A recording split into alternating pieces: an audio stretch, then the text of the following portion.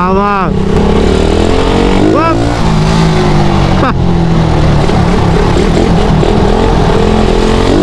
Op! Na.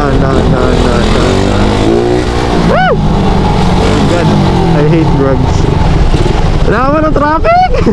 Yawa. Kasya kaya ako dito? Kasya yan! Sabi ko sa inyo. Ah! Ah!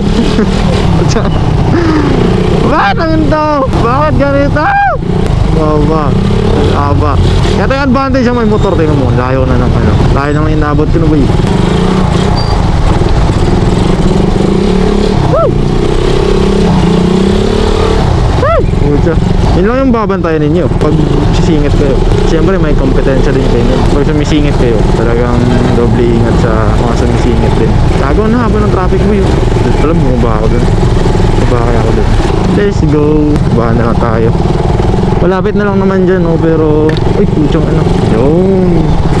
Oh, nag-offer si sir. Ah! Patayin lang yan. Ano to? Hindi naman daanan to eh. Ikaw sir, minsan ka na nga lang mag-offer. Saan yung hostisya dun? Ah! May isa pa? Di pa tapos yun?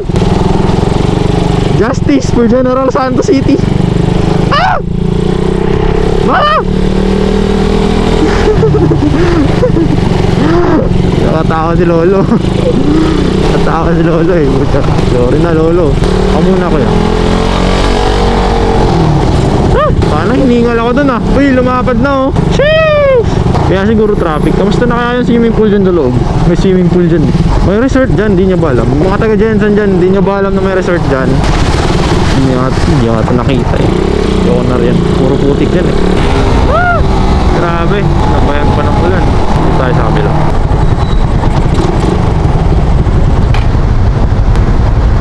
Oy, shoutout sa naka Tupac shirt. Only God can judge me. Sheesh! Old school hip hop number 1. Ano ba sa gitna? Gusto ko yung gitna eh.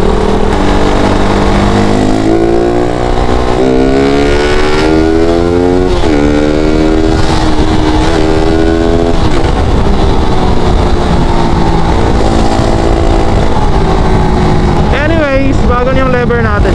Sarap gamitin. Ay, yung ambon. Lumalakas yung ambon ko eh. Ayop. Ay! Ikuha ko dyan eh.